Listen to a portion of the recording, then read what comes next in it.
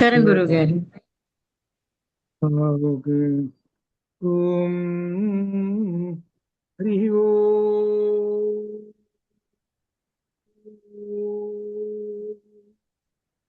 గురుబ్రహ్మ గురుర్విష్ణు గురుర్దేవో మహేశ్వర గురు సాక్షాత్ పరం బ్రహ్మ తస్మై శ్రీ గురవే నమః.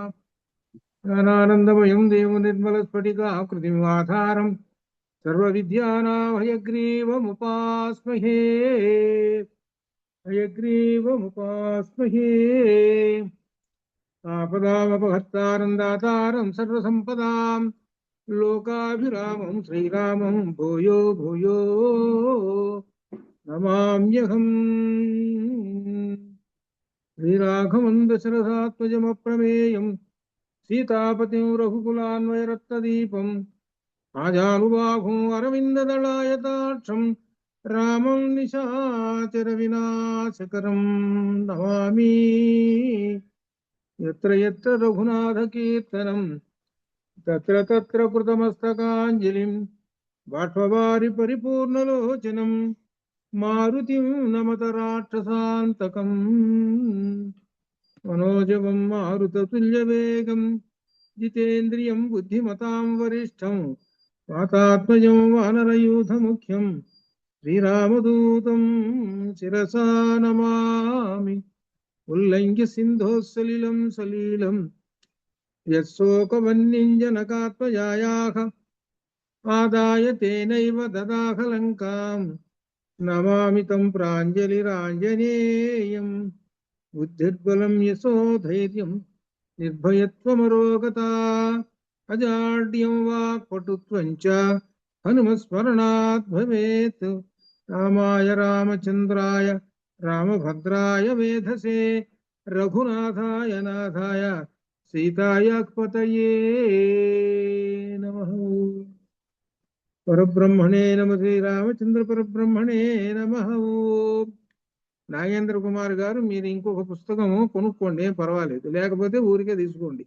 ఒకే పుస్తకం మీ ఇద్దరికి ఎట్లా కుదురుతుంది, మీరు సరిగ్గా చూడలేరు, ఆమె సరిగ్గా చూడలేదు, అలాగే ఏం పర్వాలేదు, పుస్తకాలు ఉన్నాయి. అది ఆ దగ్గర వారి అలా దగ్గర శర్మ గారి దగ్గర తీసుకోండి ఇంకో పుస్తకం, ఏం పర్వాలేదు. అది నేను ఎందుకంటే తీసుకుంటాను. దృష్టి ఎందుకంటే సరిగా నిలబడదు, అందుకేనమాట. అది ఇద్దరికి అలాగే కావాలి కనుక అది. అందుకని దానిలో ఏం పొరపాటు లేదు. అందులో సాక్షాత్ సుందరకాండ అంటే పరమాత్మ స్వరూపం. అది మంచిదా పని చేయండి. తీసుకుంటాను. సరే, అలాగే మంచిదా పని. సరే సరే, ఇప్పుడు ఇవాళ ఈ రామాయణంలో ఉన్నటువంటి విశేషమైన సుందరకాండని మనం అధ్యయనం చేస్తున్నాము. ఈ సుందరకాండలో విశేషం 15వది సిద్ధి సర్గ పూర్తయింది. సిద్ధి సర్గ అంటే అర్థం ఏంటంటే మోక్షము అని అర్థం. అనగా మోక్షం అంటే అమ్మవారి దర్శనం. అమ్మవారి దర్శనం చేసుకోవాలంటే ఆంజనేయ స్వామి వారు ఎంత కష్టపడ్డాడో చూడండి. అనగా లలితా పరమేశ్వరి లేక శ్రీ మహాలక్ష్మి అనుకోండి, ఎలా అయినా సరే, ఆ మహాలక్ష్మిని దర్శనం చేసుకోవాలంటే అంత తేలికేం కాదు. ఆయన ఎన్ని లక్షణాలతో చేసుకున్నాడు? జితేంద్రియత్వం మొట్టమొదటి పట్టుకున్నాడు ఆయన. జితేంద్రియత్వము, బుద్ధిమత్వము, ఇన్ని లక్షణాలతోటి పట్టుదలతోటి చివరి దాకా, మధ్యలో ఎన్ని అవాంతరాలు వచ్చినా సరే వాటిని దాటుతూ చివరికి అమ్మవారి దర్శనం చేసుకొని తర్కయామాస సీతేతి అని నమస్కారం చేసుకొని సంతోషపడి మనసా జగామ, రామం మనసా జగామ, రాముల వారి దగ్గరికి మనస్సుతోటి వెళ్ళి ఆ రాముణ్ణి స్తుతించి మరల శరీరంలోకి వచ్చి చేరాడు. ఇది రామనామము యొక్క మహా గొప్పతనం ఇంకా వస్తూ ఉన్నది.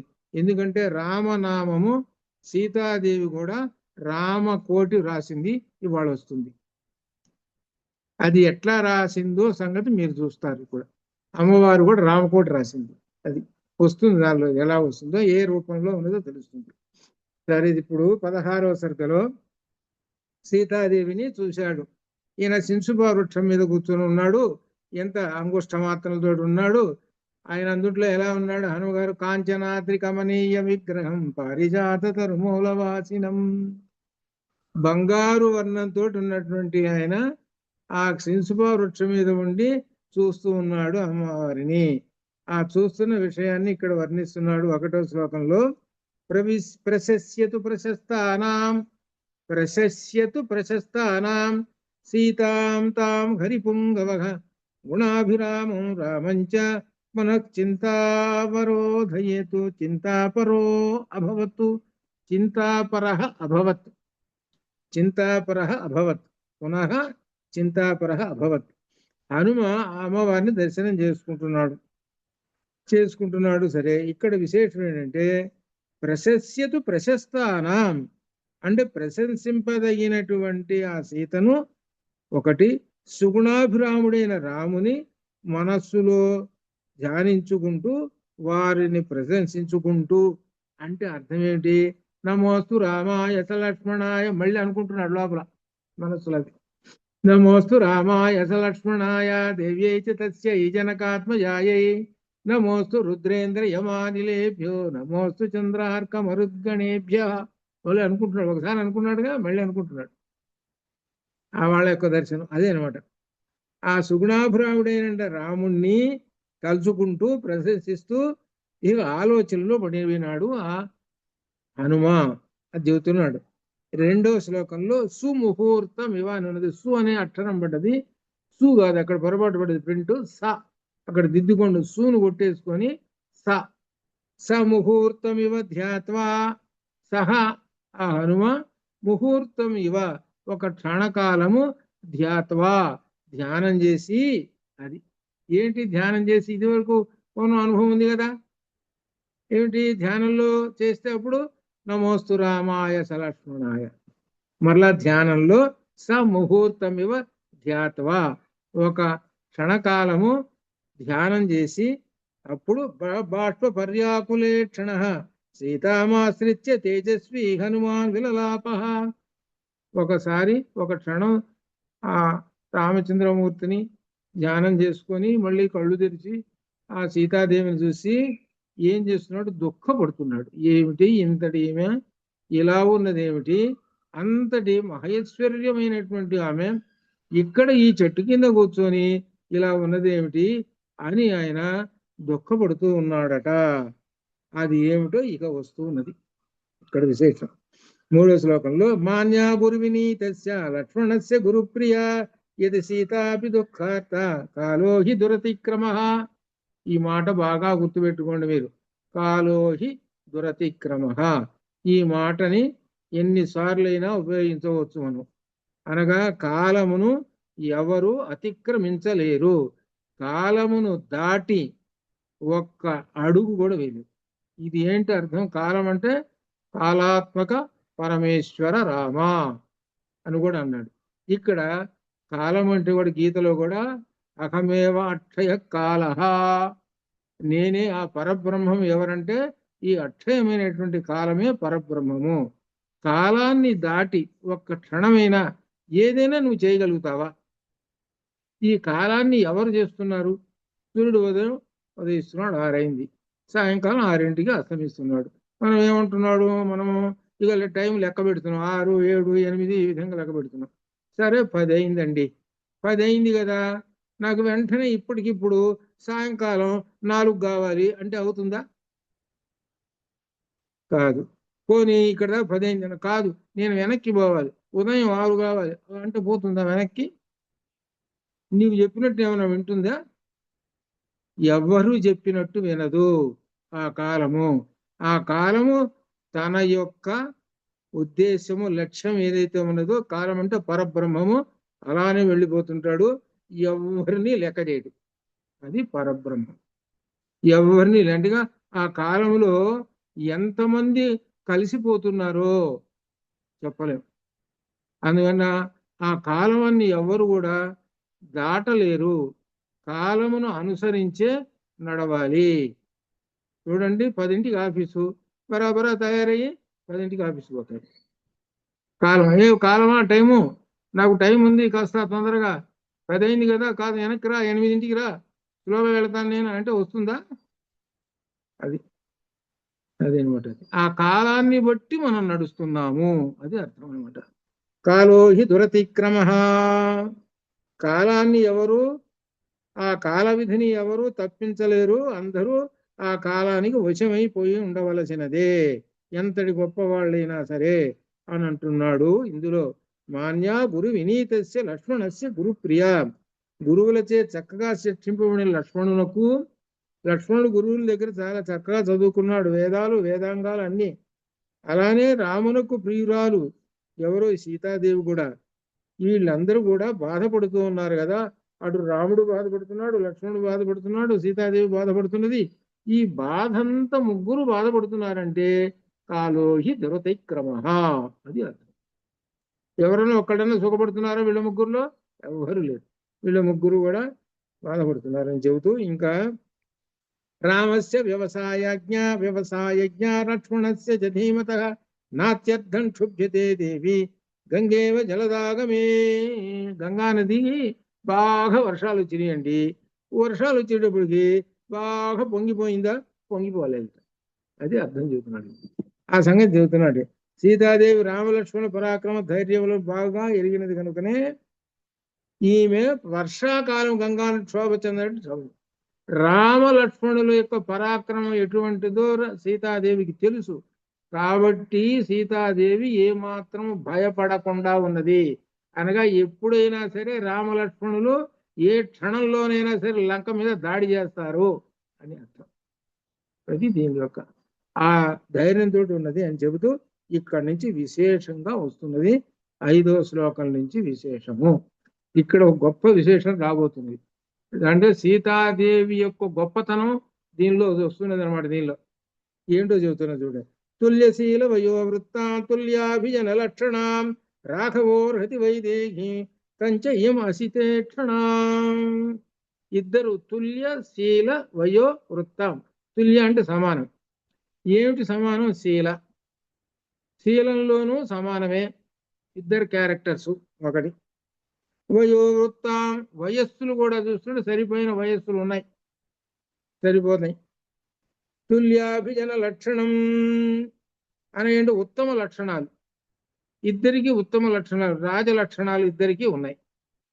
అది రాఘవోర్హతి వైదేహి.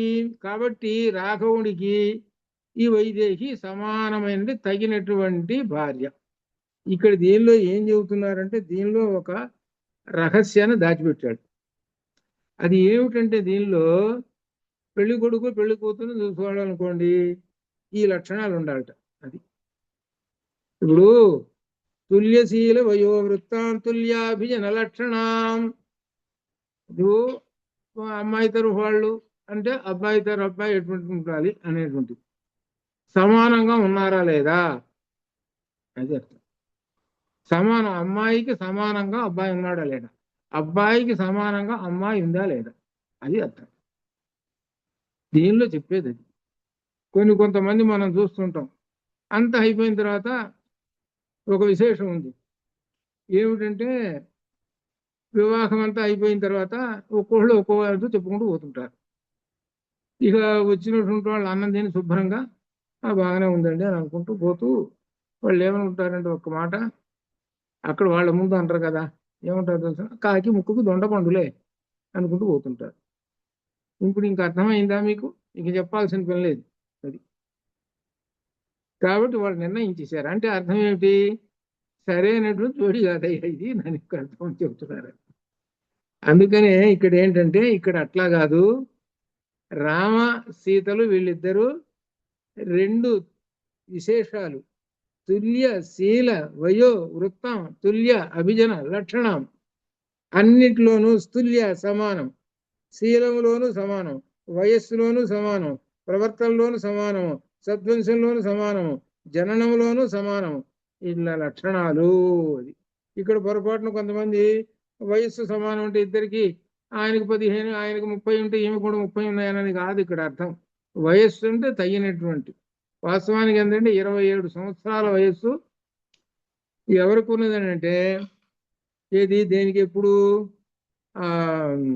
అరణ్యవాసానికి వచ్చేటప్పుడు రామచంద్రమూర్తికి 26 సంవత్సరాల వయస్సు ఉంది. అది 26 లేక 27 అరణ్యానికి వచ్చినప్పుడు ఒక 14 ఏళ్ళు ఉన్నాడు. 27, 14, 41. అట్లనే సీతాదేవికి కూడా ఎన్ని సంవత్సరాల వయసు ఉన్నదో కూడా చెప్పింది రావణాసురుడి దగ్గర వచ్చింది. ఆమెకి తక్కువ వయస్సు, మనకు ఆ వయస్సులో చూస్తుంది అట్లా అనమాట. సరే, తర్వాత చెప్పుకోవచ్చు వాటి సంగతి. ఇక్కడ ఎందుకంటే చెబుతున్నది ఇలా లక్షణాలు ఉండాలి, తుల్యశీల వయోవృత్తం, అటువంటి లక్షణాలు ఉన్నటువంటి సీతారాములు అని చెబుతూ 6వ పద్యంలో 6వ శ్లోకం తం దృష్ట్వా నవహేమాభాం లోకకాంతామివ శ్రియం జగామ మనసా రామం వచనుంచ ఇదం అబ్రవీతు. మళ్ళీ రెండోసారి హనుమ గారు రామచంద్రమూర్తి దగ్గర పరిగెత్తాడు. అమ్మవారిని చూశాడు కదా, చూసి ఏమనుకున్నాడు, అబ్బాయి మీ ఇద్దరికి పెళ్లి పీటల మీద కూర్చుంటే సరైనటువంటి జోడి అని నాకు అర్థమైంది అని ఊరిక ఉండకుండా పరిగెత్తుకుంటూ పోయి రామచంద్రమూర్తికి నమస్కారం చేసి వచ్చాడు. ఇక్కడ దీని అర్థమే పెళ్లి పీటల మీద కూర్చున్నారు వీళ్ళిద్దరు. ఎవరు, ఇదే సీతారామ కళ్యాణం. ఈ 5వ పద్యమే సీతారామ కళ్యాణం. అర్థమైందా? అది వెళ్ళాడు, అక్కడికి వెళ్ళి రాముడికి నమస్కారం చేశాడు. జగామ మనసా రామం, అక్కడ పరిగెత్తుకుంటూ పోయినాడు రాముడి దగ్గరికి. ఇలా దీనికి ముందు ఏం చెబుతున్నాడంటే తాం దృష్ట్వా నవహేమాభాం. నవహేమాభాం, నవ అంటే స్వచ్ఛమైనటువంటి బంగారు కాంతి కలిగినటువంటిది ఒకటి. లోకకాంతామివ శ్రియం, లోకకాంతామివ శ్రియం, ఈ లోకమునికంతటికి కాంతిని ప్రసాదించేటువంటి లక్ష్మీదేవి వలె ప్రకాశించుచున్న ఆ సీతాదేవి.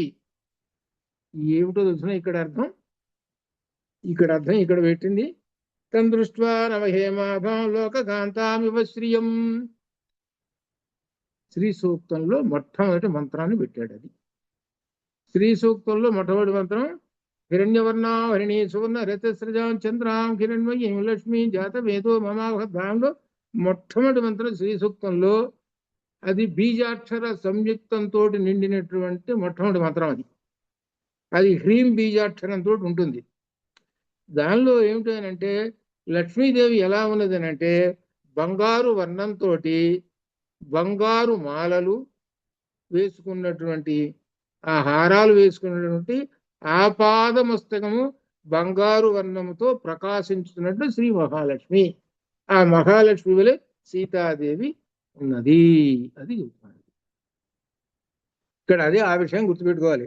తాం దృష్ట్వా నవహేమాభాం లోకకాంతామివ శ్రియం జగామ మనసా రామం వచనంచ ఇదం అబ్రవీతు. అది చూశాడు అమ్మవారిని, శ్రీ మహాలక్ష్మిని దర్శనం చేసుకున్నాడు. ఇక మరి అయ్యవారిని దర్శనం చేసుకోవాలి కదా, మరి అమ్మవారిని దర్శనం చేసుకుంటున్నాడు. అయ్యవారి దర్శనం చేసుకుంటూ బెర్రను పరిగెత్తేసాడు. క్షణం కూడా పట్టద. జగామ మనసా రామం, వెంటనే అయ్యవారిని దర్శనం చేసుకున్నాడు. అమ్మవారు ఏమో ఎదురు కనపడుతూనే ఉన్నది, అయ్యవారు ఎక్కడో కూర్చున్నాడు, నా సముద్రం అవతల ఎక్కడో కిష్కిందలో పోయి కూర్చున్నాడు. ఆయన బర్రను పరిగెత్తాడు, అక్కడికి వెళ్ళాడు, ఆయన పాదాలు నమస్కారం చేశాడు, మళ్ళీ వచ్చాడు. సీతారాములు ఇద్దరికి పెళ్లి చూశాడు. సీతారాములు పెళ్లి చూసి నమస్కారం చేశాడు. సీతా కళ్యాణము, ఇది అర్థం ఇక్కడ జరుగుతున్నది. అది ఇది చెబుతున్న తర్వాత ఇక వచనం ఇదం అబ్రవీత్, ఈ విధంగా చూసి వచ్చి జగామ మనసారామం, ఆ మనసుతో రాముడి దగ్గరికి జగామ వెళ్ళెను. వెళ్ళి ఎక్కడ ఉన్నాడు అని అంటే ఇప్పుడు ప్రస్తుతం ఆయన మనస్సుతోటి సహా ఎక్కడ ఉన్నాడంటే రాముని పాదాల దగ్గర కూర్చున్నాడండి. చెట్టు మీద ఉన్నవాడు శరీరం చెట్టు మీద ఉంది, ఆయన అక్కడ కూర్చున్నాడు పాదాల దగ్గర కూర్చున్నాడు. రాముడు పాదాల దగ్గర కూర్చొని ఏం చెబుతున్నాడో తెలుసునా ఇక్కడ గొప్ప విశేషాలు ఏమిటంటే 7లో అస్యాహేతో విశాలాక్ష్య హతో వాలి మహాబల రావణ ప్రతిమో వీర్యే కబంధశ్చ నిపాతితః. అస్యాహేతో విశాలాక్ష్య, విశాలాక్షి నుండి సీతాదేవి కోసమే కదా మహాబలవంతుడైన వాలిని చంపావు. జాగ్రత్తగా అర్థం చూసుకునేది చూసుకోండి ఇక్కడ. అందుకనే రామాయణానికి ఏం పేరో తెలుసిన, రామాయణం కాదు అసలు పేరు. మొట్టమొదటి ఏం పేరు పెట్టాడో తెలుసిన ఆయన వాల్మీకి గారు, సీతాయాశ్చరితం అని చెప్పారు. సీతాదేవి కారణంగానే వీళ్ళందరినీ చంపాడు. వీళ్ళని చంపడం ఏమిటయ్యానంటే వీళ్ళకి శాప విమోచనం. అమ్మవారి యొక్క అనుగ్రహం ఉంది కాబట్టి వీళ్ళకి శాప విమోచనం అయింది, అది అర్థం. అది అట్లా అనమాట. ఇది అస్యాహేతో విశాలాక్ష హతో వాలి మహాబల రావణ ప్రతిమో వీర్యే కబంధశ్చ నిపాతితః. కబంధుడికి శాపం ఉంది, శాప విమోచనమైంది. వాళ్ళేమో అధర్మంగా ఉన్నాడు, ధర్మస్థాపన కోసము వాళ్ళని చంపేశారు. ఎవరు కోసం చంపావయ్యా అని ఇదంతా సీతాదేవి కోసమే కదా చంపింది.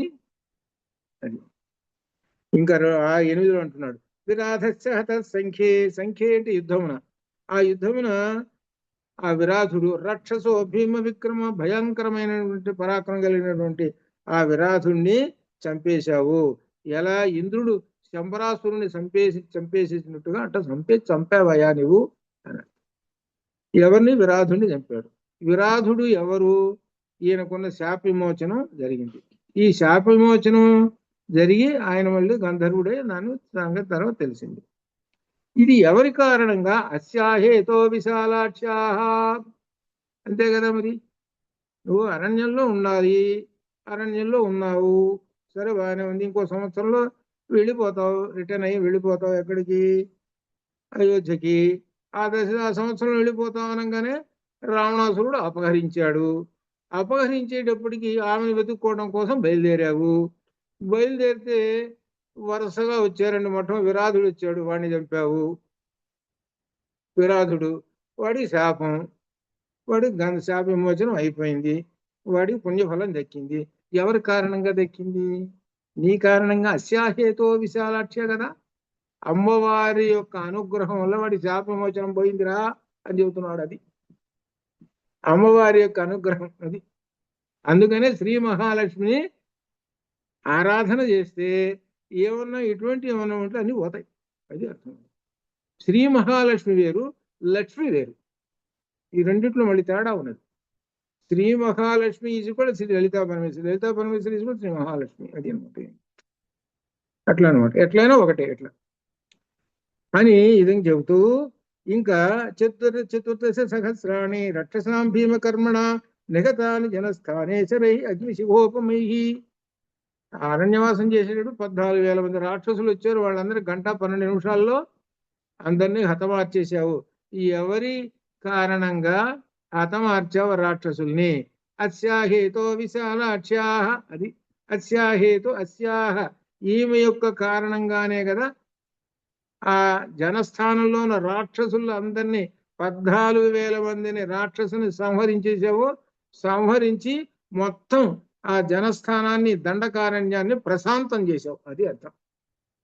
అనగా దండకారణ్యంలో రాక్షసుడు అనేవాళ్ళు లేడు, అనగా ఉగ్రవాదులు ఎవరు లేడు. అందరూ మునులు, మిగిలిన వాళ్ళందరూ కూడా ప్రశాంతంగా జీవనం చేస్తున్నారు అని అర్థం. అది ఎవరి కారణంగా ఇది అంతా? అస్యాహేతో విశాలాక్ష్యాః, ఏ కారణంగానే కదా. ఇది ఇక్కడ మనం తెలుసుకోవాల్సింది. అమ్మవారి యొక్క కారణము, అమ్మవారే అంతా చేయిస్తున్నది. ఎవరి చేత? అయ్యవారి చేత చేయిస్తున్నది. అది అర్థం. అమ్మవారు అయ్యవారి చేత చేయిస్తున్నది. అది ఖరశ్చ నిపాత సంఖ్యే త్రిశిరాశ్చ నిపాతిత దూషణశ్చ మహాతేజ రామేణ విదితాత్మన. ఆ దండకారణ్యంలో జనస్థానంలో కరుడు, దూషణుడు, త్రిశిరుడు వీళ్ళందరినీ కూడా సంహరించేశాడు రామచంద్రమూర్తి. ఆ తర్వాత ఐశ్వర్యం వానరాణాంచ దుర్లభం వాలిపాలితం అస్యా నిమిత్తే సుగ్రీవ ప్రాప్తమాన్లోక సత్కృతం. నీ కారణంగానే కదండి సుగ్రీవుడికి రాజ్యం వచ్చింది. సుగ్రీవుడి పరిస్థితి ఏమిటి అసలు? అంత క్రితం ఆ కొండ మీద కూర్చున్నాడు, వాలికి భయపడి. ఆయన భార్యను ఆవిడ గాజేశాడు, ఈయన కొండ మీద కూర్చున్నాడు. ఇటువంటి దీనుడైనటువంటి సుగ్రీవుడికి ఏం చేసావు? మళ్ళా రాజ్యం ఇప్పించి ఎంత పుణ్యం చేసి పెట్టావయ్యా ఏ రామచంద్రమూర్తి. దీనికి కారణం ఎవరు? అస్యాహేతో విశాలాక్ష్యాః. అది అస్యాహేతో విశాలాక్ష్యాః అది అని చెబుతూ ఇంకా తన సంగతి చెప్పుకుంటూ వస్తున్నాడు. నేను కూడా ఇంత దూరం వచ్చాను కదా, 100 యోజనాలు దాటి. ఎవరి కారణంగా వచ్చాను నేను? నా యొక్క గొప్పతనం కూడా ఇప్పుడు బయటపడ్డది అని అంటే ఎవరి కారణంగా బయటపడ్డది? అదే సంగతి చెబుతున్నాడు. సాగరస్య మయా క్రాంతగా శ్రీమాన్ నద నదీపతి అస్యాహేతో విశాలాక్ష పురీచ ఇయం నిరీక్షిత. ఈ లంకానగరంలోకి వచ్చారంటే అస్యాహేతో విశాలాక్ష, అమ్మవారి యొక్క అనుగ్రహము, ఆమెయే కారణము అని చెప్తున్నాడు. పైకి ఏమిటి? అమ్మవారి ఏదో దుఃఖిస్తూ ఉన్నది అన్నట్టుగా కనబడుతున్నదేమో, కానీ అసలేంటి అమ్మవారు మొత్తం నడుపుతూ ఉన్నది అని చెబుతున్నాడు. అందుకనే సౌందర్యలహరిలో చివరిలో అమ్మవారు ఎవరు అని ప్రశ్న వేసుకుంటే చివరిలో చెప్పాను కదా 93లో వచ్చింది, ఎవరు ఆమె పరబ్రహ్మము. అది అర్థం. అది ఆ పేరుతోటి ఉన్నది ఆ పరబ్రహ్మం. ఏది రామ సముద్రాంతమేది నీ పరివర్తయేతు అస్యాకృతే జగత్యాపే యుక్తమిత్యేవ మే మతి. రాముడు సీతాదేవి గారు సముద్రవలతి ఈ భూమినే కాదు, ఈ జగత్తునంతటిని తలక్రిందులు చేసేస్తాడు సీతాదేవి కోసం అని అంటున్నాడు. అంటే ఆమె యొక్క విశేషమైనటువంటి కారణం దీనిలో చెబుతున్నాడు. అమ్మవారి యొక్క అంతా అర్థం ఏంటి? దీనిలో చెప్పేదంతా శ్రీ లలితా పరమేశ్వరి యొక్క లేక శ్రీ మహాలక్ష్మి యొక్క గొప్ప విశేషం చెబుతున్నారు. ఆమె నడుపుతూ ఉన్నది ఇదంతా, రాముడు నిమిత్త మాత్రంగానే ఉన్నాడు అని చెప్పటం. అది అని చెబుతూ రాజ్యం వా త్రిశ్లోకేషు సీతా వా జనకాత్మజ త్రైలోక్య రాజ్యం సకలం సీతాయానాప్నుయాత్ కలాం. రామునకు 3 లోకముల పైన రాజ్యాధికారం గొప్పదా లేక జానకిని పొందడం గొప్పదా ఏమిటని ఆలోచిస్తే రాజ్యాధికారం అనేటువంటిది 16 వంతు కూడా పనికిరాదు అండి అసలు ఆయనకి. అసలు ఇంత లీస్ట్ క్వాలిటీ రాజ్యం అంటే 3 లోకాలు లీస్ట్ క్వాలిటీ. అసలు ఎంత గొప్ప అనేటువంటిది అంటే సీతాదేవిని పొందటమే. అది అర్థం. సీతాదేవిని పొందటం అంటే అర్థం ఏమిటి? శివశక్త్యాయుక్తో యది భవతి శక్త ప్రభవితం. అదే అర్థం. అది దీనిలో అక్కడ శివశక్తి అన్నాడు అంతే, ఇక్కడ రాముడు సీత. అదే అర్థం అన్నమాట. పేర్లు వార్పు అంతే, ఇంకేది. కాబట్టి ఆ సీతాదేవి ఆ రాముడికి ఎంత విశేషంగా కీర్తి తెచ్చిపెట్టిందో చూసుకోండి. అంతా రాముడి చేత జయిస్తున్నది. అది ఆ అమ్మవారు అది చేస్తుంది. రాజ్యం వా త్రిశ్లోకేషు సీతా వా జనకాత్మజ త్రైలోక్య రాజ్యం సకలం సీతాయానాప్నుయాత్ కలాం. ఇదం సా ధర్మశీలస్య మైథిలస్య మహాత్మనః సుతా జనకరాజస్య సీతా భర్తృ దృఢవ్రత. ఈమె ధర్మశీలుడు మిథిలా నగరపతి మహాత్ముడు అయిన జనకరాజు కుమార్తె. ఈమె దృఢమైన పాతివ్రత్యము కలిగినటువంటిది అని చెబుతూ ఇంకా ఉద్ధితామేదినీం భిత్వా క్షేత్రే హలముఘక్షతే పద్మరేణుని భై కీర్ణ శుభై కేదారపాంశుభి అనగా సీతాదేవి జన్మ చెబుతున్నాడు. ఏమిటంటే జనకరాజు గారు ఆయన యజ్ఞం చేయడానికి కోసము ఏం చేస్తారంటే అక్కడ భూమిని దున్నుతారు. ఆ దున్ని పవిత్రం చేస్తారు. ఆ చేసి అక్కడ యజ్ఞం చేస్తారు. ఆ దున్నుతూ ఉన్నాడు. ఆ దున్నుతుంటుంటే ఆ సందర్భంలో ఆ నాగలి చాలుకి, నాగలి అంటే సీత అని అర్థం. నాగలి అంటే సీత అని. ఈ నాగలి చాలుకి ఓ పెట్టె ఒకటి దొరికింది. ఆ పెట్టె దొరికి పెట్టె తెరిచారు, తీశారు. ఆ పెట్టెలో ఏమున్నది? ఒక ఆడపిల్ల ఉన్నది. ఆమె సీతాదేవి. అలా అనమాట. ఆ సీతాదేవిని తీసుకున్నారు. ఈ సీతాదేవి చరిత్ర మనకు దీనిలో ఉత్తర రామాయణంలో వస్తుంది. ఏమిటంటే సీతాదేవిని రావణాసురుడు మొట్టమొదటి చూశాడు. ఆమె పేరు సరే ఏదో ఒక రాజుగారు కూతురు ఇదంతా. ఆమెని పట్టుకున్నాడు. పట్టుకునేటప్పుడు ఆమె ఏం చేసిందనంటే బూడిదైపోయింది. అగ్ని రగుల్చుకొని శరీరం నాది అపవిత్రమైపోయిందని సరే అంతా భస్మం అయిపోయింది. అయిపోతే వీడేం చేశాడు రావణాసురుడు? ఆ భస్మాన్ని పెట్టులో పెట్టుకొని లంకకి తెచ్చుకున్నాడు. భస్మాన్నైనా ఉంచుకుంటాను నేను అని తెచ్చుకొని ఏం చేశాడు అనమాట, ఇంట్లో పెట్టుకున్నాడు. సరే ఇంటికి పోయిన తర్వాత ఆ పండోదరి చూసింది, ఓ పెట్టె తెచ్చాడు ఈయన అని. ఆ పెట్టె తెరిచి చూసింది. పెట్టె తెరిచి చూసేటప్పటికి దానిలో ఏముంది? బూడిద కనపడుతుంది.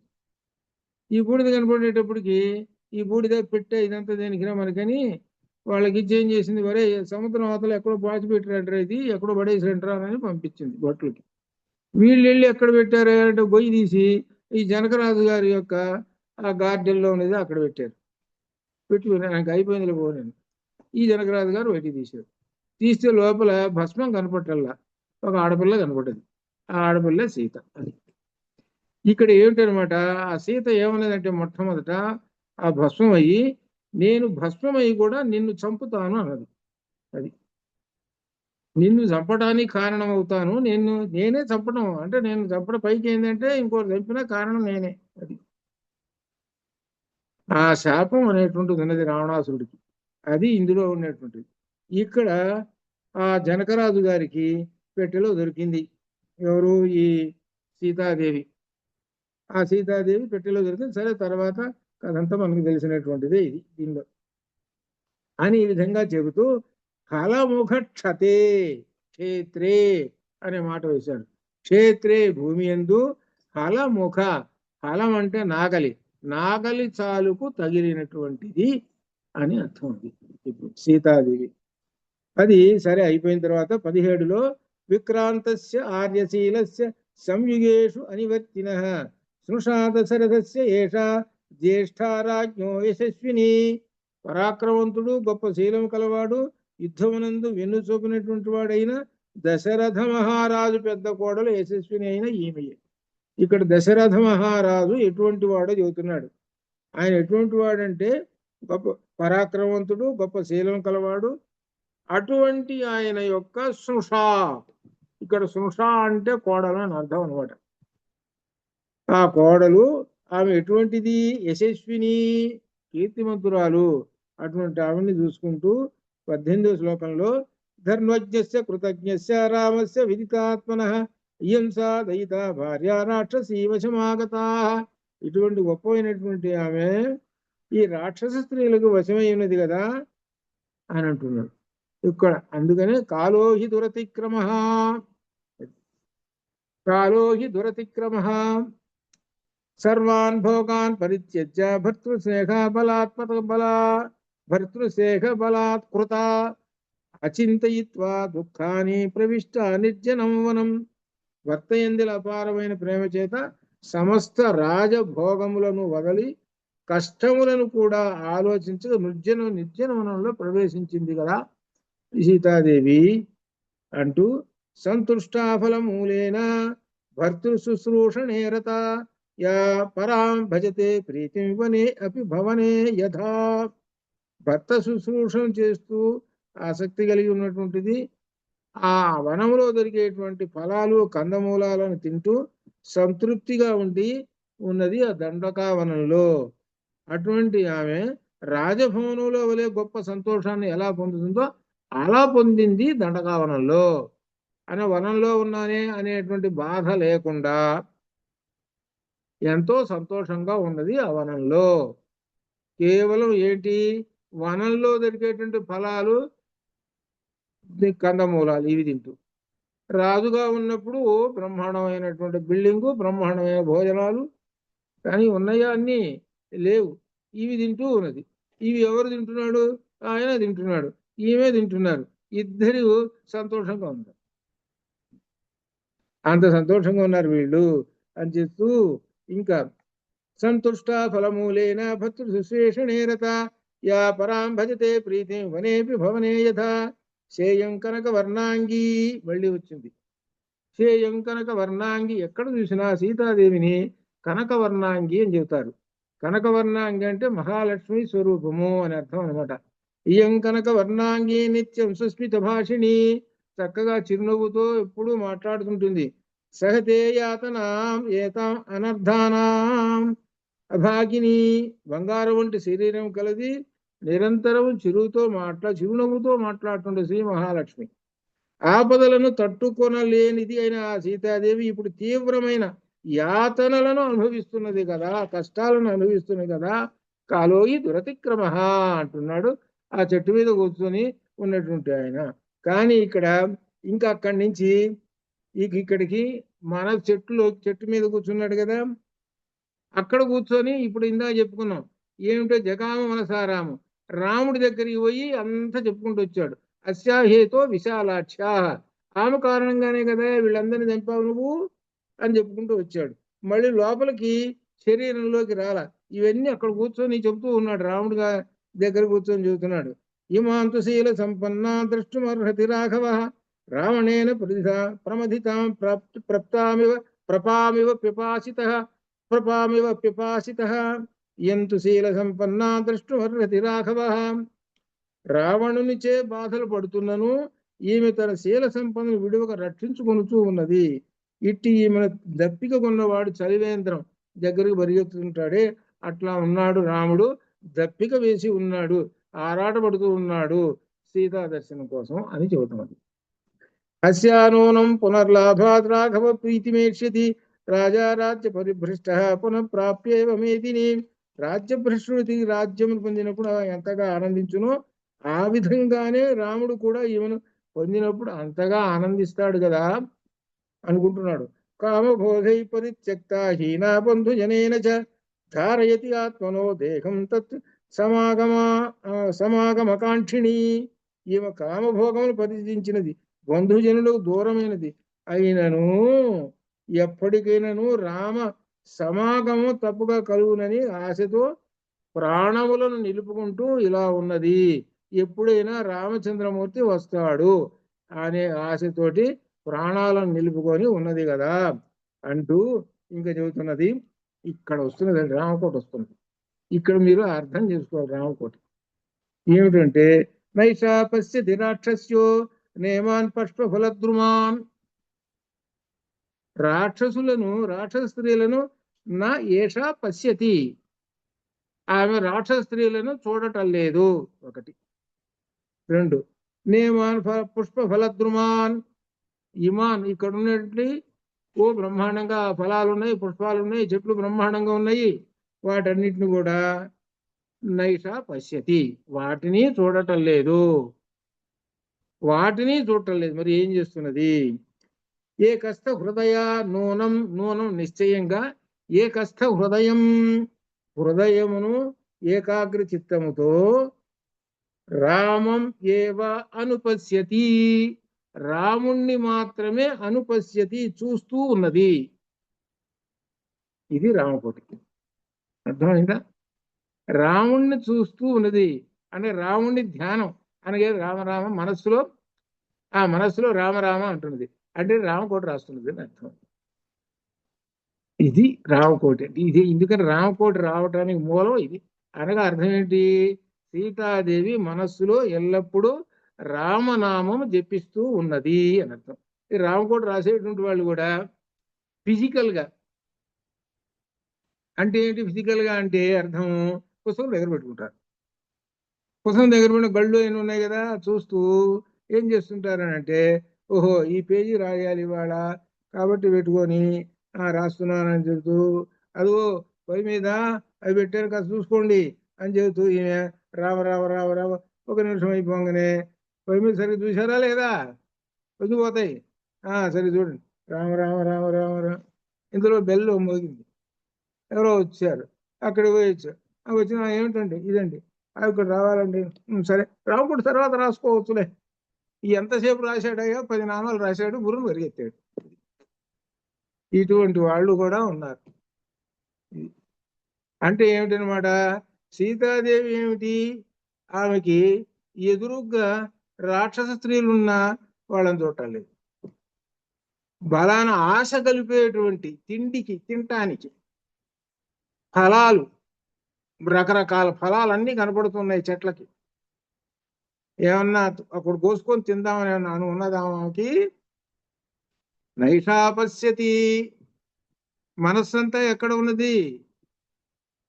కేవలం రామకోటి మీదనే, రామనామ ధ్యానం మీదనే మనస్సు లగ్నమై ఉన్నది. మనస్సు లగ్నమై ఉన్నది అని అంటే దానికి అనుసరించి కళ్ళు, చెవులు, నాలుక అనగా ఇంద్రియములన్నీ కూడా కంట్రోల్ అయ్యి అటెన్షన్లో ఉంటాయి. అది అర్థం. దీన్నే భక్తి అంటారు. అది అర్థం. అలా అమ్మవారు రామనామం జపిస్తూ కూర్చున్నది. ఆమెకు ఏమీ కనపట్టలేదు. అట్లనే రామకోట రాసేవాళ్ళు కూడా 5 నిమిషాలు రాయి, 10 నిమిషాలు రాయి, నువ్వు లెక్కన పెట్టుకో, 10 నిమిషాలు రాస్తారు. 10 నిమిషాలు అట్లనే ఉండాలి. నువ్వు అట్లా నిర్ణయించుకొని చెయ్యాలి. అదే భక్తి. అప్పుడే రామచంద్రమూర్తి యొక్క అనుగ్రహం. మధ్యలో పొంగిపోతున్నది, కాస్త ప్లేటు చూడండి చూడండి, మళ్ళీ ఆ తర్వాత టిఫిన్ తినాలి, ఈ విధంగా వెల్లులు పోగిని, ఈ విధంగా ఉండేటువంటి వాళ్ళు ఉంటారు. మధ్య మధ్యలో ఎవరిలో ఒకరిని తిడుతుంటాడు, యథవా నన్ను తిడుతుంటాడు అంటే రాముడిని అనమాట తిట్టడం. అది అర్థం. ఇటువంటి బాబుతులు కూడా ఉన్నారు. అది కాబట్టి ఏంటంటే ఇటువంటివన్నీ కర్మపాశాలు తెచ్చుకోవటం, పాపాలు పొందటం. నేను కాక రామకోటి రాశాను, అదంతా కాదు. ఇక్కడ ఉదాహరణగా రామచంద్రమూర్తి భార్య సీతాదేవి రామకోటి ఎలా రాస్తున్నదో చెప్పారు. అది నీ ఎదురుగ్గా తీసుకొచ్చి రుచికరమైన పదార్థాలు పెట్టినా తినకూడదు రామకోటి రాసేటప్పుడు. ఇది దాని అర్థం. అట్లా ఉండాలి. నీ సెల్లు మోగింది అనుకో, మోగితే మోగి తర్వాత సంగతి. అట్లా ఉండాలన్నమాట. అందుకని చెబుతాను, నైషాపశ్యతి రాక్షస్యో నేమాన్ పుష్పఫలద్రుమాన్ ఏకస్థ హృదయ నూనం రామమేవానుపశ్యతి. రాముణ్ణే చూస్తూ ఉన్నది. అది ఎంత విశేషమో చూడండి. అది అందుకనే మరి లాంటి వాళ్ళు నిర్గుణ బ్రహ్మాన్ని ఉపాసించలేము కాబట్టి రాముని యొక్క బొమ్మ దగ్గర పెట్టుకొని ఆ పటమో లేకపోతే విగ్రహం పెట్టుకొని చూస్తూ మరొక ఆలోచన లేకుండా చేస్తుంటాం. అంటే ఏంటంటే సగుణోపాసన. అది అర్థం. అట్లా చేయాలని చెబుతున్నారు. ఇంకా గొప్ప విశేషం ఇంకొకటి కూడా చెబుతున్నారు. అందరికి స్త్రీలకు కావాల్సిన 26వ శ్లోకం. భర్తానామ పరం నార్య భూషణం భూషణాదపి ఏషాతు రహిత తేన భూషణార్హ న శోభతే. చాలా గొప్ప విశేషం చెప్పారు. స్త్రీలకు ఆభరణం ఏమిటి చెబుతున్నారు. సహజంగా ఆభరణాలు, బంగారు ఆభరణాలు కంఠంలోను, కాళ్ళకి చెవులకి మెళ్ళను కిలో వేసుకుంటే సరిపోతుంది, సంతోషంగా ఉంటుంది బంగారం వేసుకుంటే అనేటువంటి వాళ్ళు ఉంటుంటారు. బాగానే ఉంది, వేసుకోవచ్చు. అయితే ఇక్కడ ఒక మాట చెబుతున్నారు, నీవు ఎన్ని అలంకారాలు వేసుకున్నా అది అలంకారం కాదు. అసలు అలంకారం ఏమిటో తెలుసునా నీకు? భర్తానామ అలంకార. అది భర్త పక్కన ఉంటే అలంకారం అయ్యా. ఏమండి రండి, ముత్తైదువులు, భార్యాభర్తలు, దంపతులు రండి అని అంటే ఎక్కడ సందర్భాల్లో, వివాహ సందర్భాలు, శుభకార్యాల సందర్భాల్లో దంపతులు రండి అంటారు. ఎవరు వస్తారండి? ఎవరు వస్తారు? మనకు వీడియోస్ వస్తారా? రారుగా. ఎవరు వస్తారు? ఇప్పుడు మనకు అర్థమైందిగా, ఆమె వస్తున్నది, ఆమె పక్కన అయ్యవారు కూడా వస్తుంది. అప్పుడు వాళ్ళు ఆ పొందేటువంటి ఆనందం అంత ఇంత కాదు. అది అంతేగాని నా మెళ్ళో ఉన్నటువంటి కిలో బంగారం అందరూ చూశారా లేదా అని అనుకుంటుందా? కాదు. ఇక్కడ భర్తకి భార్య, వీళ్ళిద్దరిలో ఇక్కడ ఏంటంటే భార్యకు అలంకారము, నిజమైన అలంకారము ఎవరు? భర్త. రామచంద్రమూర్తి సీతాదేవికి అలంకారము, అది అర్థం.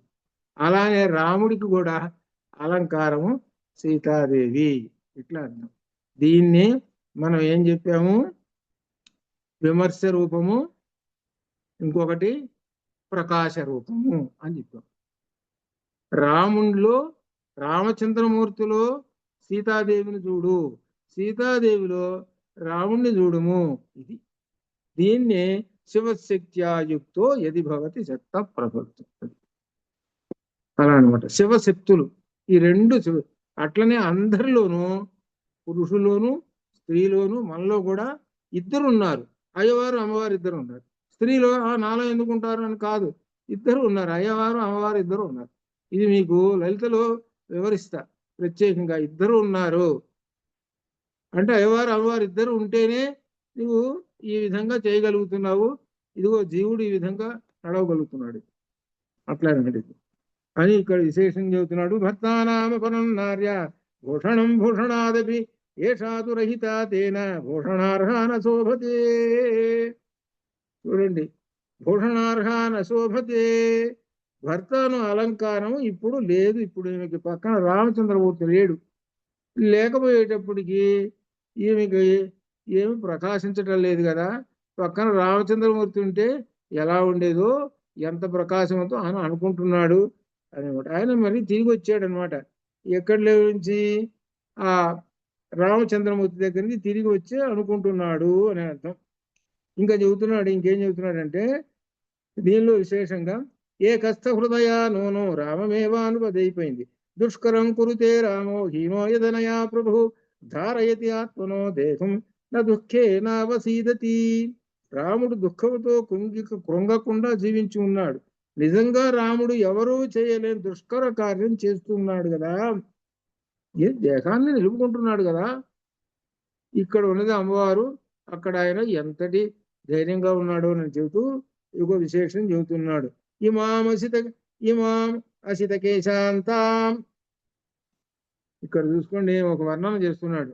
ఇమాం అంటే సీతాదేవి, అసిత కేశాంతాం, అసిత నల్లని కేశములు, పొడవైనటువంటి నల్లని కేశములు కలిగినటువంటి ఒకటి. శతపత్ర నిభేక్షణాం, శతపత్ర నిభేక్షణ, కమలవలం అంటే నేత్రము కలిగినటువంటిది 2. తర్వాత సుఖార్హాం దుఃఖితాం దృష్ట్వా, సుఖార్హం సుఖమును పొందుటకు అర్హురాలు ఆమె. ఇంత అందమైనటువంటిది, ఇంత గొప్పది సుఖార్హం. అయితే దుఃఖితాం దృష్ట్వా, కానీ ఇప్పుడు ఏం చేస్తున్నదంటే ఈమె కష్టములు చూసిన ఆ మనస్సు కూడా చాలా బాధపడుతున్నది కదా. ఇక రాముడు కూడా ఎంత వ్యధపడుతున్నాడో కదా. అంటే ఏమిటనమాట, ఇంత అందమైనటువంటి స్త్రీ అని అర్థం అనమాట. ఎంత దుఃఖపడుతున్నదో కదా ఈమెను చూస్తుంటుంటే అని చెబుతూ 29లో ఒక విశేషం చెబుతున్నాడు. క్షితిక్షమా పుష్కర సన్నిభాక్షి యా రక్షిత రాఘవ లక్ష్మణాభ్యాం సా రాక్షసీభి వికృతేక్షణాభి సంరక్ష్యతే సంప్రతి వృక్షమూలే. పద్మముల వంటి కన్నులు కలిగినట్టు ఈ సగనములో భూదేవి వంటిది. క్షితి క్షమా, క్షితి అంటే భూమి, క్షమ అంటే సహనము, సహనములో భూదేవి వంటిది. ఇంతవరకు రామలక్ష్మణులతో రక్షింపబడిన ఈమెను ఇప్పుడు వికృత నేత్రములు గల రాక్షస స్త్రీలు చెట్టు క్రింద కూర్చుండబెట్టి రక్షిస్తూ ఉన్నారు.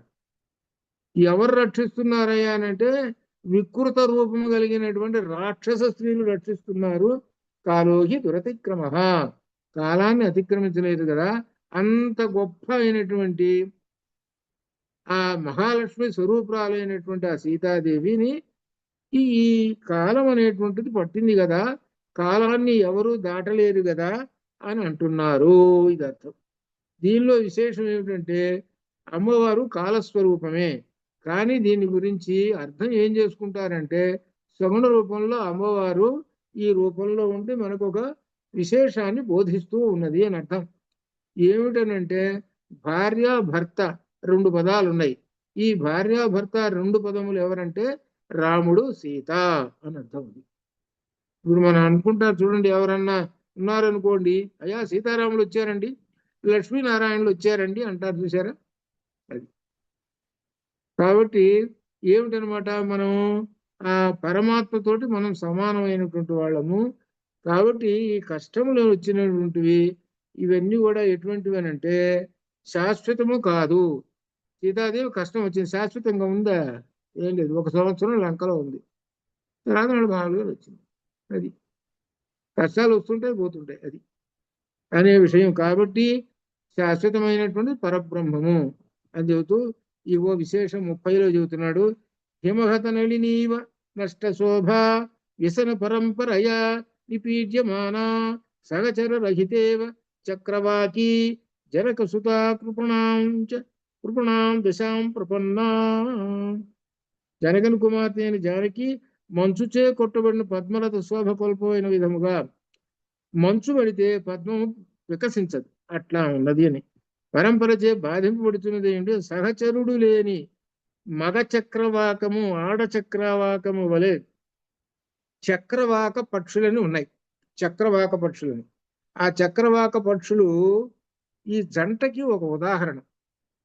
మనుషులలో ఎట్లయితే పతివ్రత రామలక్ష్మణులు సీతారాములు మాదిరిగా ఉన్నారో పక్షులలో ఒక జంట ఉన్నదిట. ఆ జంటవే చక్రవాక జంటట. అది అర్థం, చక్రవాక జంటట అది. ఆ చక్రవాక జంట ఉన్నది ఆ చక్రవాక పక్షుల జంట. అది ఆ ఆడ చక్రవాకి మగ చక్రవాకం కోసం చూస్తూ ఉన్నది అని అలా ఉపమానంతో చెబుతూ, కానీ కాలోహి దురతిక్రమ అని చెబుతూ ఉన్నాడు హనుమ. చెబుతూ అస్యాహి పుష్ప వనతాగ్ర శాఖాః శోకం దృఢై వై జనయంతి అశోకాః హిమం వ్యపాయేన చ మందరస్పృహి అభ్యుద్ధితోనైక సహస్ర రశ్మి పుష్పముల భారముచే వంగిపోయిన కొమ్మలు గల అశోక వృక్షములు ఈమె శోకమును అధికము చేయుచున్నవి. అంటే బాగా అందంగా ఉన్నాయి. ఇంకా అందంగా ఉండి ఇంకేమవలసిన ఈమె శోకాన్ని ఇంకా శోకం కలిగిస్తున్నాడట. మంచు తొలగిపోగా నల్లని వేయి కిరణములతో ప్రకాశించే చంద్రుడు కూడా, తెల్లవారింది కదా, చంద్రుడు ఉన్నప్పుడు మంచు పడుతుంది కదా, మంచు అంతా పోయింది. ఇక సూర్యుని యొక్క కాంతి వచ్చేస్తున్నది. ఆ కాంతి వచ్చేటప్పటికి చంద్రుడు కూడా భర్తృ విరహముతో బాధపడుతున్న ఈమెకి మిక్కిలి శోకమును కలిగించున్నాడు కదా. ఆ చంద్రుడు వెళ్ళిపోతున్నాడు, అయినా కానీ ఈమెకి కలిగిస్తున్నాడు కదా బాధ అని ఊరిక వర్ణన చేసుకుంటూ కూర్చున్నాడు అనమాట. ఆ చంద్రుడు కూడా చూస్తూ ఈమె పట్ల దయ చూపటం లేదు, ఈమెకి దుఃఖాన్ని కలిగిస్తున్నాడు కదా అని అంటుంది. అంటే ఏంటి? సీతాదేవి యొక్క దుఃఖాన్ని చెబుతూ ఇక్కడ 32లో ఇత్యేవమర్థం కవిరన్వవేక్ష సీతేయమిత్యేవ నివిష్ట బుద్ధి సంసృత్య తస్మిన్ నిషసాద వృక్షే బలి హరిణాం వృషభస్తరస్వీ. చివరి లేదు బలి హరిణాం వృషభస్తరస్వీ. ఈ 4వ లేని ఎవరిదంటే హనుమది. బలి అంటే బలవంతుడు, హరిణాం వృషభ, హరిణాం అంటే వానరులు, వానరుల్లో వృషభ శ్రేష్ఠుడు, వానర శ్రేష్ఠుడు, మరియు తరస్వి వేగవంతుడు అని. ఇన్ని గుణాలు వేశారు. ఇవన్నీ హనుమకు ఉన్నటువంటి గుణములు. బలి హరిణా వృషభ తరస్వి. అటువంటి హనుమ ఈయనట ఆ చెట్టు మీద కూర్చొని ఉండి ఈయన చూస్తూ ఉన్నాడు. ఏమిటంటే ఇదంతా ఈమె సీతయే అని నిశ్చితమైన బుద్ధి కలవాడి శింసుపా వృక్షం మీద కూర్చొని ఆ విధంగానే అనుకుంటూ కూర్చున్నాడట. రామచంద్రమూర్తి దగ్గరికి మధ్యలో వెళ్ళి రిటర్న్ అయ్యి వచ్చాడు. వచ్చి ఈ విధంగా చూస్తూ చెప్పుకుంటూ మనస్సులో చెప్పుకుంటూ కూర్చున్నాడు. ఈమె రామకోట రాస్తున్నది అని కూడా చెప్పాడు అనమాట. ఇంకా విశేషం ఏంటంటే సీతారాముల కళ్యాణం కూడా చేశాడు. సీతారాముల కళ్యాణం కూడా చేశాడు. అందుకని ఇందా చెప్పాను అనమాట ఒక శ్లోకంలో, తుల్యశీల వయోవృత్త తుల్యాభిజన లక్షణం రాఘవోర్హతి వైదేహి ఇంతేక్షణ తాన్ దృష్ట్వా వన్నవహేమాభం లోకకాంతామివ శ్రియం జగామ మనసారామం. ఇక్కడ సీతారామ కళ్యాణం కూడా చేశాడు ఆయన. శుభ్రంగా చేశాడు, కానీ చేశాడు, చూశాడు. ఇక ఆయన యొక్క సంతోషం అంతింత కాదు. ఇది తర్వాత ఈమె రామకోట రాస్తూ కూర్చున్నది. అంటే రామ రామ అని అనుకుంటూ కూర్చున్నది, అది అర్థం. ఇవి మనకు ఈ సర్గలో తెలుసుకున్నటువంటి విశేషం.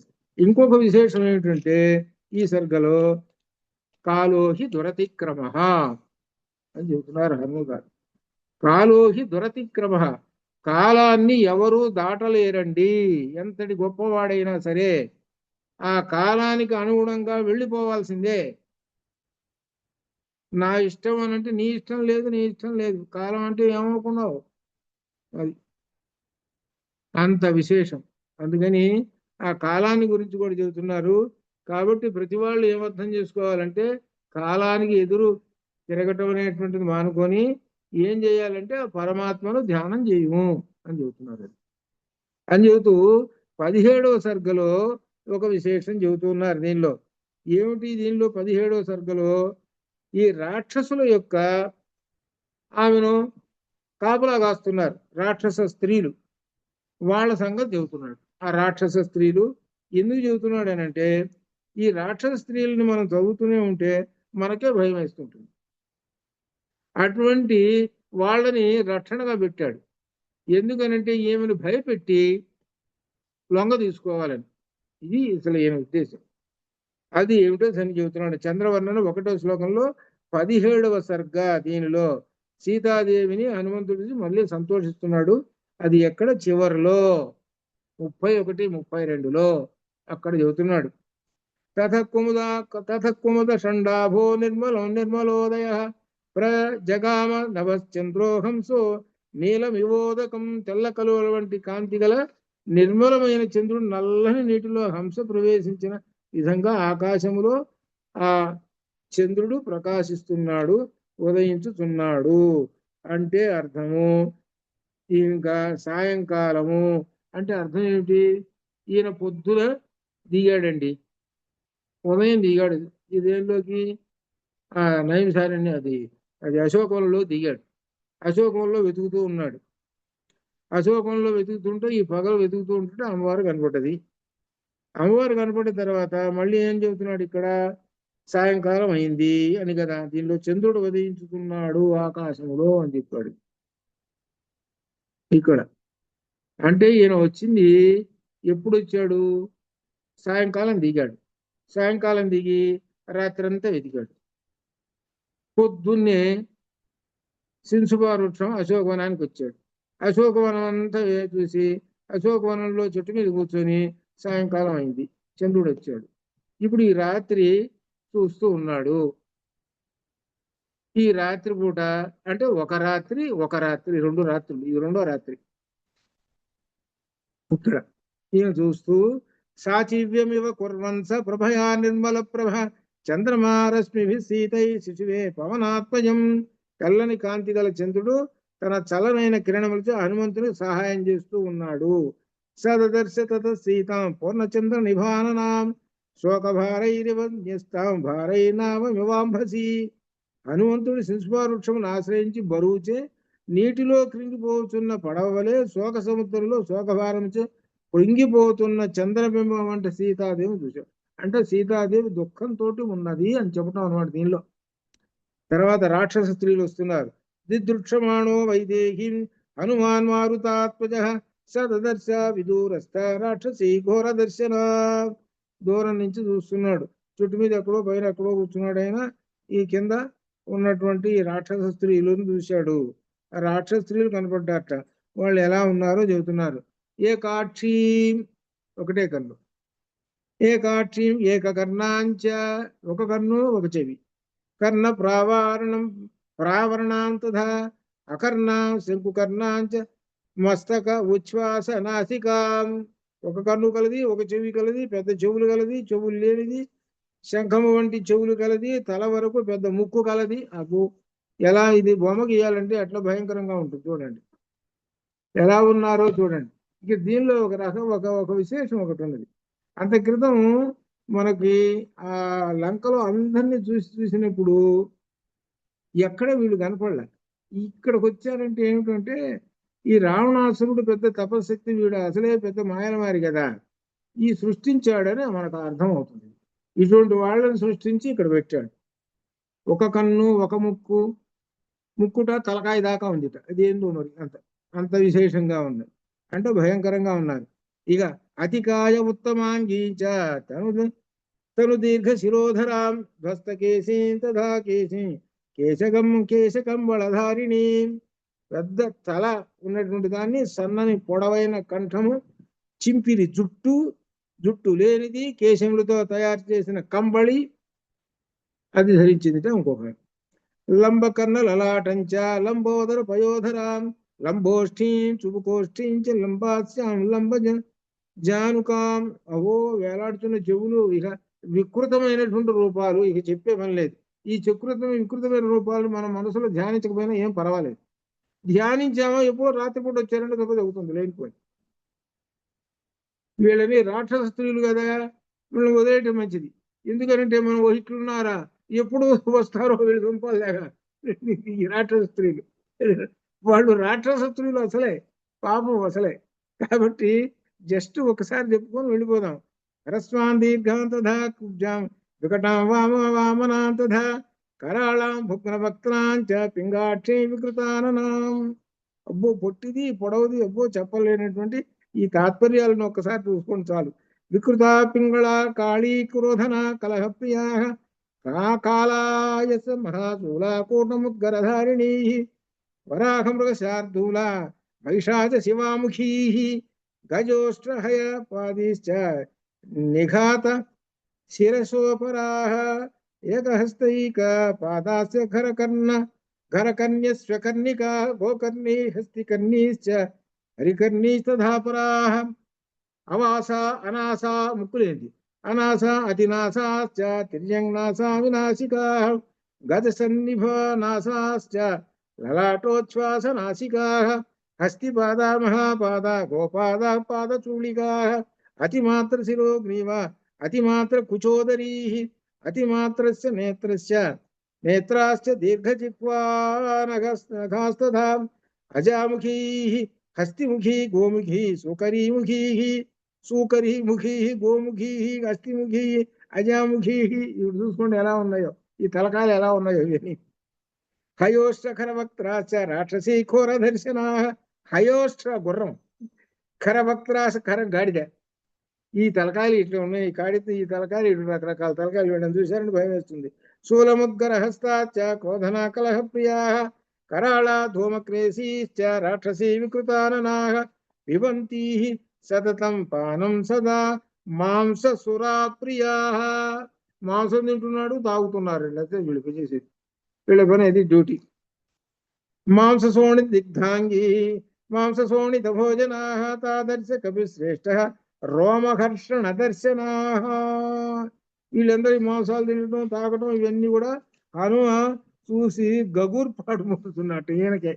ఈయనకే గగుర్పాటు. ఓరు బాబు వీళ్ళు ఏందే ఇటు ఎక్కడ చూడలేదే నేను, ఇటువంటి వాళ్ళు కనపడుతున్నారేనని. స్కందమంతముపాసీన పరివార్య వనస్పతి తస్యాధస్యాశ్చ తాం దేవీ రాజపుత్రీమనిందితాం లక్షయామాస లక్ష్మీవాన్ హనుమాన్ జనకాత్మజాం నిష్ప్రభా శోక సంతప్తామల సంకులమూర్ధజాం క్షీణపుణ్యాచ్యుతం చ్యుతాం భూమౌ తారాం నిపతితామివ చారిత్ర వ్యపదేశాఢ్యాం భర్తృదర్శన దుర్గతాం. పుణ్యము నశించగానే స్వర్గము నుండి భూమికి రాలేని నక్షత్రం వలె కాంతి లేక ఉన్నది ఈమె. ఈమె సచ్చరిత్ర గలది, ఉత్తమరాలు, పతివ్రత, ధర్మములు కలిగినటువంటిది అయిన రామదర్శన భాగ్యం లేకపోతే దీనురాలుగా ఉన్నది కదా. అటువంటి సీతను నేను దర్శిస్తున్నాను అంటున్నాడు. భూషణై ఉత్తమై హీన భక్త భర్తృవాత్సల్య భూషణాం రాక్షసాధిపు సమృద్ధాం బంధువిశ్చ వినాకుతాం. ఈ ఉత్తములైన భూషణాలు ధరింపుకు ఉన్నను, భర్త ప్రేమయే ఈమెకు భూషణము. ఆయన అక్కడ కూర్చొని సీతా సీత అనుకుంటున్నాడు, ఈమె ఇక్కడ కూర్చొని రామ రామ అనుకుంటున్నాడు. ఒకళ్ళకొకళ్ళు భూషణాలు అది చెబుతున్నాడు. ఈమె రాక్షసరాజైన రావణుచి అపహరింపబడి బంధువులకు దూరంగా ఉన్నది. ఇటువంటి సీతాదేవి హనుమ దర్శించాడు. వియూధాం సింహ సమృద్ధాం బద్ధాం గజవధూమివ చంద్రరేఖాపయోదాంతే శారదాభ్రై వావృతం. సింహములచే నిరోధింపబడి గజ సమూహము నుండి దూరమై కష్టములకు పాలైనటువంటి గజ వధువు వలె ఉన్నది అని ఈ విధంగా వర్ణన చేస్తూ క్లిష్ట రూపాసం స్పర్శాత్ అయుక్తామి వల్లకీం సీతాం భర్తృవశే యుక్తాం అయుక్తాం రాక్షసీపతే. స్నానాది సంస్కారం లేకపోవడుచే తీగలు సవరించని వీణ వలె ఉన్నది. వీణకి ఇక్కడ వీణను తీసుకొచ్చాడు, గుర్తు చేస్తున్నాడు. కాసేపు వీణకి ఆ తీగలు సవరించి అప్పుడు మోగిస్తుంటారు. ఇప్పుడు తీగలు సవరించలేనటువంటిది వీణ ఎలా అయితే అలా ఉన్నది అని ఇక్కడ. సీతాదేవి భర్తకు వశమై ఉండుట ఉక్తము యుక్తము, కానీ రాక్షస స్త్రీల వశమై ఉన్నది కదా అని అంటారు. సీతాదేవికి రామునకు వశమై ఉంటే వీణ సరిగా పలుకుతుంది అని అర్థం. ఇది దీనిలో అర్థం. ఇక్కడ వీణతోటి చెప్పాడు అనమాట అది. కాబట్టి వీణ ఊరికి అట్లా పెట్టామనుకో, పలుకు పలుకు అంటే ఎవరు ఎందుకు పలుకుతుంది అది? దాన్ని ఏమంటారు? వేలుతోటి అట్లా వీటేస్తే మోగుతుంటుంది, స్వరాలు వస్తాయి. అట్లనే ఆ వీణని మోగించాలంటే ఎవరు? సీత అనే వీణని రామచంద్రమూర్తి మోగించాలి అని అర్థం. అది దాంతో పోలిసి చెబుతున్నాడు. దదర్శ హనుమాన్ దేవి లతాం అకుసుమామివ సా మలేన దిగ్ధాంగీ వపుషా చ అపి అలంకృత మృణాళీ పంకదిగ్ధేవ విభేత విభాతి నా విభాతి చ. ఈమె పుష్పం లేని రథవలే ఉన్నది, శరీరం అంతా మాలిన్యంతో ఉన్నది, అయినను ఈమె లావణ్యము కనబడుతూనే ఉన్నది. అందుచే ఈమె బురదలో ఉన్న తామర తూడు వలె ప్రకాశించుతూ ఉన్నది అని చెబుతున్నాడు. అంటే అప్పటి నుంచి ఇప్పటిదాకా సంవత్సరం పాటు ఈమె కొత్తగా చీర కట్టుకోలేదు, స్నానం కూడా చేయలేదు అని అర్థం. అలానే ఉన్నది. అందువల్ల ఇది గుర్తు చేస్తుంది. ఎందుకు? ఏం శుభ్రంగా మంచి చీరలు కట్టుకో. ఆయన అన్ని మంచి చీరలు అన్ని రావణాసురుడు బ్రహ్మాండంగా స్నానాలు చేయడానికి పెద్ద పెద్ద సరస్సులు బ్రహ్మాండంగా అన్ని ఉన్నాయి కదా, ఇవన్నీ రావణాసురుడివి. కాబట్టి నేను ముట్టుకోను, పతివ్రతలైనటువంటి వాళ్ళు ముట్టుకోరు, అలానే ఉంటారు. అది అర్థం. అని చెబుతూ ఇంకా 27లో తాం దేవి దీనవదనాం అదీనాం భర్తృతేజస రక్షితాం స్వేన శీలేన సీతామసితలోచనాం. ఈమె శీలమే పాతివృత్యము, ఈమె శీలమే ఈమెను రక్షిస్తూ ఉన్నది అని చెబుతున్నాడు. ఇదంతా ఎందుకు చెబుతున్నాడనంటే సీతాదేవి రూపంలో మనకందరికీ ఒక ఉపదేశం ఇవ్వటం అర్థం. అది దీనిలో మనకు ఒక ఉపదేశం ఇవ్వటం, భార్యాభర్తలకు ఉన్నటువంటి ఒక అనురాగము బంధాన్ని గురించి చెబుతూ ఉన్నటువంటిది అని అర్థం అనమాట. అదేనమాట దీనిలో విశేషమైనది. అది అర్థం చేసుకోండి. పాతివ్రత్యము అనంటే ఆ భర్త యందు ఎప్పుడూ మనస్సు ఉండటం అనేటువంటిది. ఇటువంటి ఆ సీతాదేవిని హనుమ దర్శించాడు అని చెబుతూ తాన్ దృష్ట్వా హనుమాన్ సీతామృగశాప నిభేక్షణాం మృగకన్యామివ త్రస్తాం వీక్షమాణాం సమంతతః దహంతీమివ నిశ్వాసై వృక్షాన్ పల్లవధారిణః సంఘాతమివ శోకానాం దుఃఖస్య ఊర్మివిరోధితాం తాం క్షమాం సువిభక్తాంగీ వినాభరణ శోభినీం ప్రకర్షమతులం లేభే మారుతి ప్రేక్ష మైథిలీ. ఇక్కడ దీనిలో వరుసగా చెబుతున్నారు ఏంటంటే అమ్మవారి యొక్క వర్ణన చెబుతూ ఉన్నారు. సీతాదేవి యొక్క వర్ణన. ఆమె మొత్తం అన్ని చూస్తున్నది లేడి పిల్ల వలె అని అంటాడు. వేడి నిట్టూర్పులతో ఉన్నటువంటిది అని చెబుతాడు. ఆమె సహనమునకు భూదేవి అని చెబుతూ అసలు విషయం 31, 32లో చెప్పాడు. అది ప్రతి సర్కలో అసలు విషయం 31 లాస్ట్ లో చెబుతారు, వాల్మీకి చెబుతాడు. ఏం చెబుతున్నాడు 31లో? హర్షజానిచ సోశ్రూణి సహ అశ్రూణి తాన్ దృష్ట్వా మదిరేక్షణాం ముమోచ హనుమాన్ తత్ర నమశ్చక్రే చ రాఘవం. మదిరేక్షణ అయిన సీతాదేవి హనుమంతుడు ఆనంద భాష్పములను ఇచ్చాడు.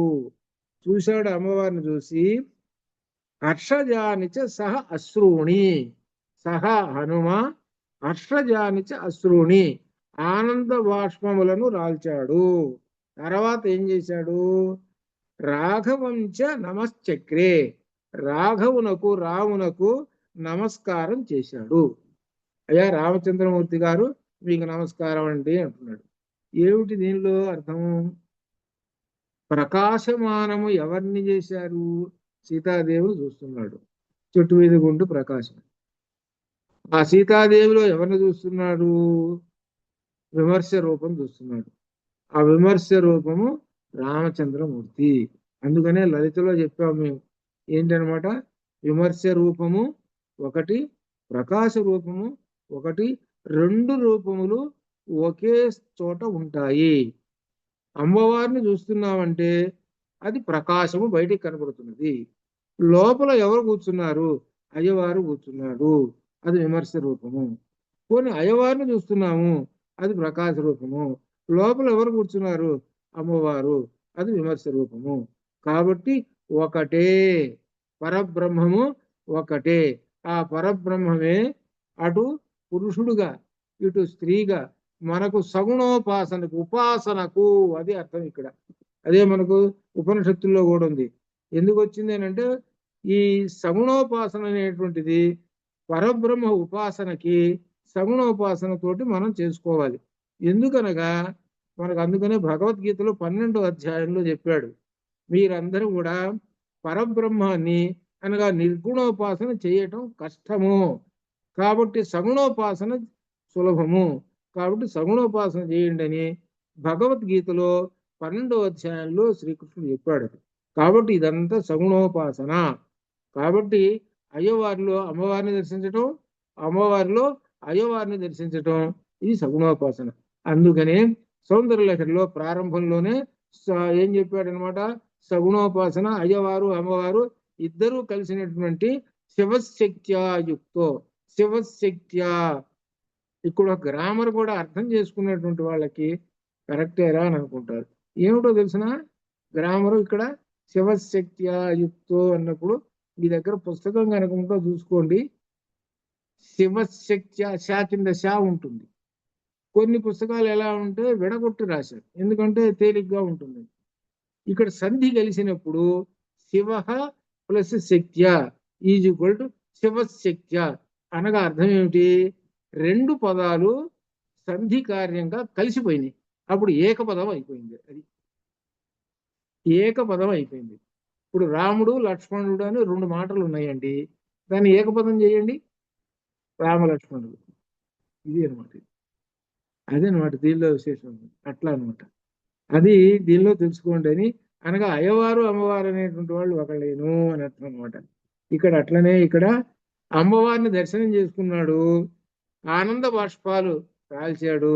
వెంటనే ఆ రామచంద్రమూర్తికి నమః చక్రే, నమస్కారము చక్రే చేసెను. చూసారా మరి ఏంటి గొప్ప విశేషం? అది చెబుతూ ఇక 32లో చెబుతున్నాడు. నమస్కృత్వాచ రామాయ లక్ష్మణాయ చ వీర్యవాన్ సీతాదర్శన సంహృష్టో హనుమాన్ సంవృతో అభవతు. అబ్బా, ఎంతటి ఆనందంతో ఉన్నాడు! నిజమైన ఆనందం ఇది. నమస్కృత్వాచ రామాయ లక్ష్మణాయ చ వీర్యవాన్, రామలక్ష్మణులకు ఆ వీర్యవంతుడైనటువంటి హనుమ నమస్కారం చేసి ఇక సీతాదర్శన సంహృష్ట, సీతను దర్శనం చేసుకోవటం వలన అమితమైనటువంటి ఆనందాన్ని పొంది ఆ హనుమాన్ సవృతో అభవతు, ఆ వృక్షం మీద ఆకుల మధ్యలో కూర్చున్నాడు. చెట్టు మీద కూర్చున్నాడు. ఆయనకి ఆనందం అంతా ఇంత లేదు. ఎంత గొప్ప ఆనందం ఉందో మహానందాన్ని. ఇక్కడ ఆనందము అనే పదం కూడా మనకు ఇక్కడ తైత్తీరోపనిషత్తులో వస్తుంది. ఆనందము అనేటువంటి దానికి ఆనందో బ్రహ్మ మనకు వరుసగా చెబుతుంటారు. ఆనందో బ్రహ్మేతి విజనాత్ ఆనందాదేవ కల్విమాని భూతాని జాయంతే ఆనందేన జాతాని జీవంతి ఆనందం ప్రయంత విసంవిశంతి తద్విజ్ఞాయ అని ఉపనిషత్తు, తైత్తీరు ఉపనిషత్తు. ఈ ఆనందం అనేటువంటిది 5వది పంచకోశాలలో 5వ పంచకోశం. ఇది అనమాట. ఆ ఆనందాన్ని సాక్షాత్తుగా అమ్మవారి దర్శనం చేసుకున్నాడు. ఇదే అమ్మవారి దర్శనం చేసుకొని మహా ఆనందాన్ని అనుభవిస్తున్నాడు గనక అటువంటి హనుమకు తిరుగు లేదు. అనగా అమ్మవారి దర్శనం అయినటువంటి వాడికి ఎటువంటి ఆపదలు గాని కష్టాలు గాని ఏం మాట్లాడు తిరుగులేనటువంటి వాడు. ఇక్కడి నుంచి అమ్మవారి దర్శనం చేసుకునే దగ్గర నుంచి మీకు చివరి వరకు యుద్ధకాండ అయిపోయేదాకా హనుమ యొక్క గొప్ప విశేషం అంతా ఉంటుంది. ఏం విశేషం ఉంటుందంటే, హనుమ లేకపోతే యుద్ధం లేదురా నాయన రామచంద్రమూర్తి, నువ్వు ఒక్కడే లేకపోయినా హనుమ ఒక్కడుంటే చాలు, ఆయన చేసుకొని పోతాడు యుద్ధం. అది అంత గొప్ప విశేషం అంట అమ్మవారి దర్శనంతో. అంత అందుకని అమ్మవారి దర్శనం కోసము మీరు అందరూ కూడా ఇట్లా ఈ విధంగా ఇది మనకు ఉదాహరణగా రామదేది హనుమ మాదిరి, హనుమ మాదిరి మీరు ప్రయత్నం చేయండి అని చెప్పటం సుందరకాండ.